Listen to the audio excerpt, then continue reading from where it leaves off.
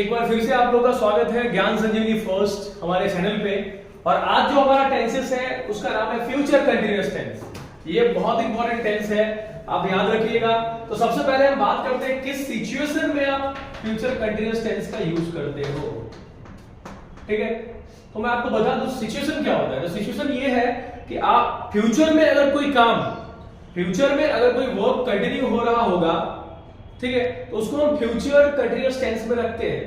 जैसे मैं ऐसा बोलूं कि कल 2 से 4 के बीच में, कल दोपहर को 2 से 4 के बीच में हम लोग क्रिकेट खेल रहे होंगे। ठीक है, कल मेरा भाई दोपहर को 2 से 4 के बीच में ट्यूशन क्लासेस में जाके पढ़ाई कर रहा होगा। तो ये क्या है, फ्यूचर में एक पर्टिकुलर टाइम पीरियड पे वो एक्शन चल रहा होगा। फ्यूचर में एक पर्टिकुलर टाइम पीरियड पे वो एक्शन चल रहा होगा, तो वो आता है हमारे फ्यूचर कंटीन्यूअस टेंस में। वो हमारे आता है किसमें, फ्यूचर कंटीन्यूअस टेंस में। तो अगर सिचुएशन की बात करें तो an action which will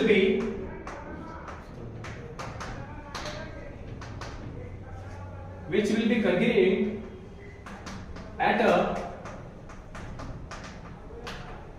particular time period in future.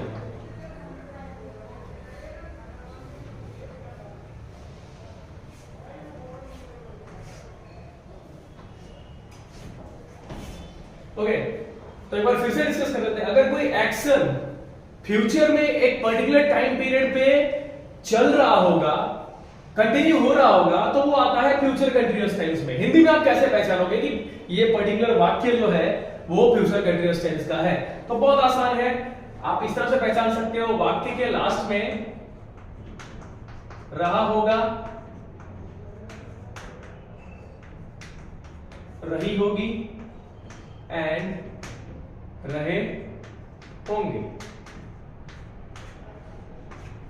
तो इस तरह से सेंटेंस का, वाक्य का एंडिंग होता है हिंदी में, और आप आसानी से पहचान सकते हो कि ये पर्टिकुलर सेंटेंस जो है वो फ्यूचर कंटीन्यूअस टेंस का है। ओके, अब हम बात करें सबसे इंपॉर्टेंट, चलिए अब हम बात करते हैं सबसे इंपॉर्टेंट, हमारे रूल्स की बात करते हैं। ठीक है, रूल्स जो कि सबसे इंपॉर्टेंट होता है टेंसेस में। तो रूल्स की अगर बात करें तो फ्यूचर कंटीन्यूअस टेंस का सबसे पहले हम एफर्मेटिव रूल लिखेंगे। तो एफर्मेटिव रूल जो होता है वो होता है subject plus will shall plus be plus V1 plus ING plus object. तो आपको ये याद रखना है, रूल्स जो है वो सबसे इंपॉर्टेंट ध्यान रखना है। और अगर आप यहां पे देखो तो यहां पे हेल्पिंग वर्ब, ऑक्सिलरी वर्ब्स थोड़ा लेंथी हो रहे हैं। जैसे हमने अभी तक जितने भी टेंसेस पढ़े हैं उसमें सिंगल हेल्पिंग वर्ब का यूज करते हैं। ठीक है, लेकिन यहां पे अगर आप देखो तो यहां पे अगर आप सेंटेंस बनाओगे तो आपको विल बी का यूज करना पड़ेगा, विल बी का यूज करना पड़ेगा। ओके, तो यहां पे इस तरह के टेंसेस में जब आप नेगेटिव सेंटेंस या इंट्रोगेटिव सेंटेंस का रूल लर्न कर रहे हो तो आपको ध्यान देना है, क्योंकि वहां पे अगर आपने नॉट, बी, इन सब का प्लेस चेंज किया तो आपका सेंटेंस जो है वो टोटली रॉन्ग हो जाएगा। तो अगर यहां पे आप नेगेटिव सेंटेंस का रूल देखें तो नेगेटिव सेंटेंस का रूल है subject plus will shall plus not plus be plus V1 plus ING plus object. आप ये देख सकते हैं। तो आपको खास करके ये ध्यान रखना है नॉट का प्लेस कहां पे है। नॉट को आप विल और बी के बीच में ही रखना है। मैंने आपको बताया कि सेल का ऑलमोस्ट यूज नहीं है, टेंसेस में हम सेल का यूज नहीं करते।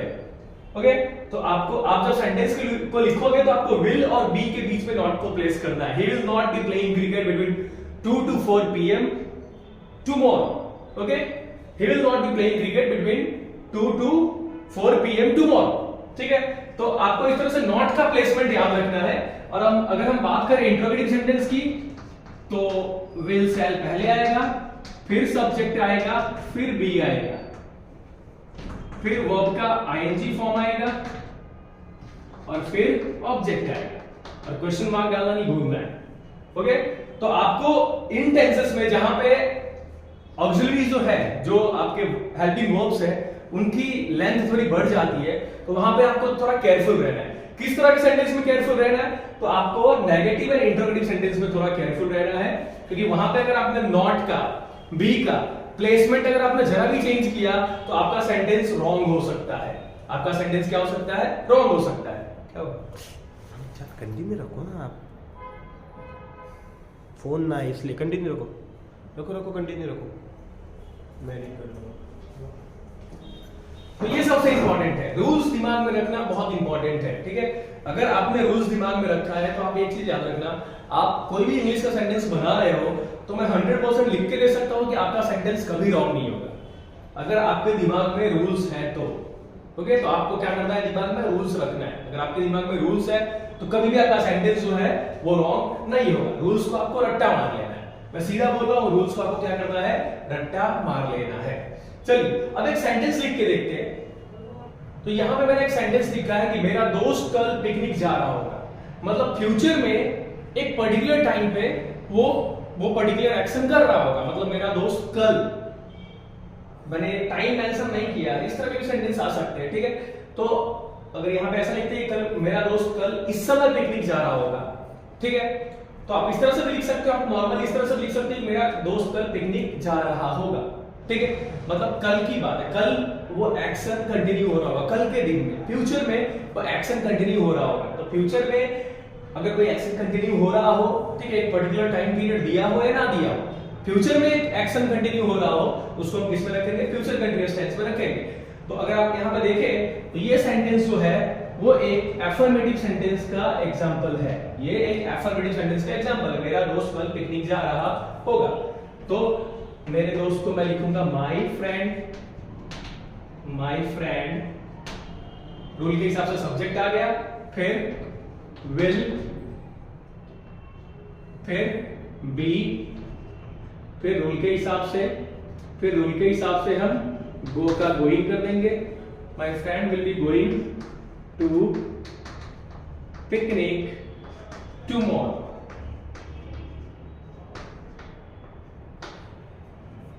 तो खास करके देखिए बहुत सारे लोग जो ऑलरेडी जिनको इंग्लिश का नॉलेज होगा ये बोलते होंगे कि भाई ये बहुत इजी सेंटेंस है, लेकिन आपको एक बार ये सोचना चाहिए कि जो लोग का बिगनर्स है, एकदम जो एकदम शुरुआत कर रहे हैं, इंग्लिश सीखने की शुरुआत कर रहे हैं, ठीक है, हर इंसान को लाइफ में आगे बढ़ना होता है और आज ग्लोबलाइजेशन के टाइम पे if you want to get good job तो आपको इंग्लिश आना जरूरी है।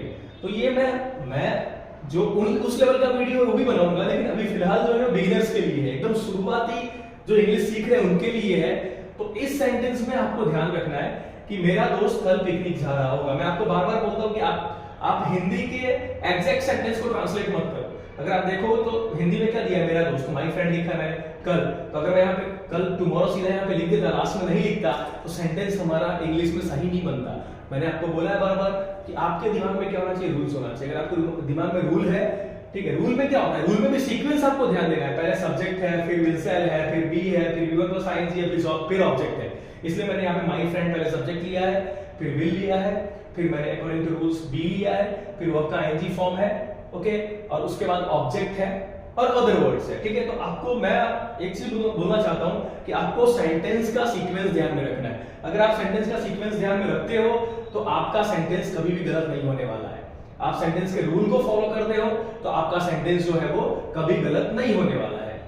तो इस सेंटेंस को नेगेटिव और इंटरोगेटिव में भी कन्वर्ट करेंगे और फिर हम क्या करेंगे, उसका भी ट्रांसलेशन करेंगे अकॉर्डिंग टू रूल्स। मैंने बोला है according to rules, rules follow करके ही हम ट्रांसलेशन करेंगे। तो जैसा कि आप यहाँ पे देख सकते हैं कि यहाँ पे मैंने इसी सेंटेंस को नेगेटिव और इंटरोगेटिव दोनों में कन्वर्ट किया है। और अब हम क्या करेंगे, हम अपने negative rule and interrogative rule को अप्लाई करके इस सेंटेंस को ट्रांसलेट करने की कोशिश करेंगे।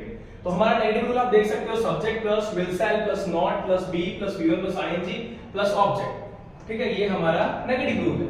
तो नेगेटिव रूल में भी हम क्या करेंगे, सबसे पहले सब्जेक्ट लिख देंगे तो क्या आ गया, माय फ्रेंड। सबसे पहले अगर हम सब्जेक्ट लिखते हैं तो क्या आ गया, माय फ्रेंड, ओके।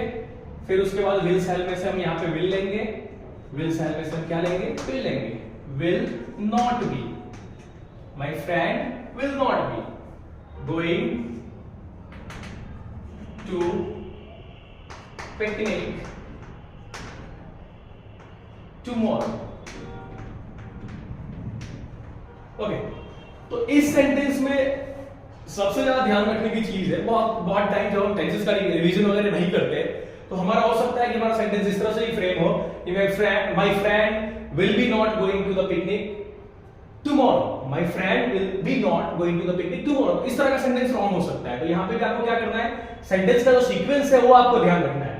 देखिए आप नेगेटिव सेंटेंस का जो रूल है, रूल में जो अलग अलग चीजों का जो सीक्वेंस है, ऑर्डर है, वो याद रखना है। सबसे पहले सब्जेक्ट आएगा, फिर विल से विल आएगा, फिर नॉट आएगा, फिर बी आएगा। मतलब आपको याद रखना है कि यहाँ पे विल और बी के बीच में नॉट को प्लेस करना है। अगर आपने नॉट को बी के बाद प्लेस किया तो आपका सेंटेंस रॉन्ग हो सकता है।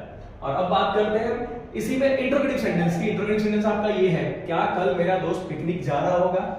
ओके, तो हम किससे स्टार्ट करेंगे? इंटरोगेटिव रूल देखिए, तो विल से स्टार्ट करना है। तो will my friend be going to picnic tomorrow?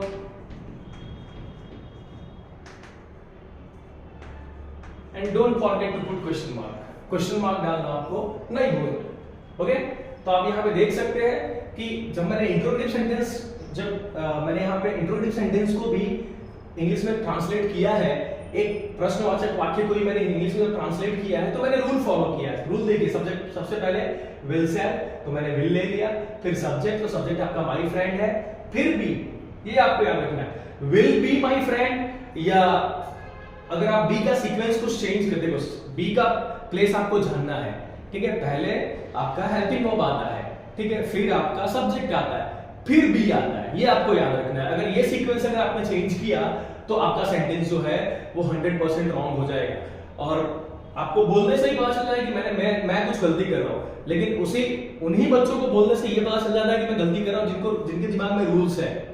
Okay, तो दिमाग में हमेशा रूल्स रखना है। तो will my friend be going to picnic tomorrow? Okay, तो ये सेंटेंस जो है वो मैंने रूल फॉलो करके बताया, तो ये सेंटेंस जो है वो आपका 100% करेक्ट है। मैं एक चीज बोलना चाहूंगा कि देखिए, कोई भी बिल्डिंग, कोई भी इमारत जो है वो स्ट्रॉन्ग तभी बनती है जब उसका बेस अच्छा हो, ठीक है। तो वैसे ही अगर आपका ये टॉपिक जो है इंग्लिश का बेस है, इंग्लिश छोड़िए, अगर आप इंग्लिश मीडियम में पढ़ रहे हैं और आपके जितने भी थ्योरेटिकल सब्जेक्ट्स है उन सब का बेस है ये, तो अगर आपने इसको अच्छे से पढ़ा तो आपका 100% मैं बोलता हूं कि ये प्रॉब्लम्स जो है वो आपके खत्म हो जाएंगे और कोई भी थ्योरेटिकल सब्जेक्ट्स में आप अच्छी तरह से अच्छे मार्क्स पा सकते हो। ओके, तो इसी तरह से आज का वीडियो आई होप आप लोगों को पसंद आया होगा और इस तरह के हमारे वीडियोस को देखने के लिए हमारे चैनल ज्ञान संजीवनी फर्स्ट को सब्सक्राइब कीजिए, हमारे वीडियो को लाइक कीजिए, दोस्तों के साथ शेयर कीजिए। शेयर करोगे तो ही आपका भी नॉलेज बढ़ेगा और दोस्तों का भी नॉलेज बढ़ेगा, तो दूसरों का भी भला चाहना चाहिए। ओके, तो इसी के साथ आज का वीडियो हम खत्म करते हैं। Thank you.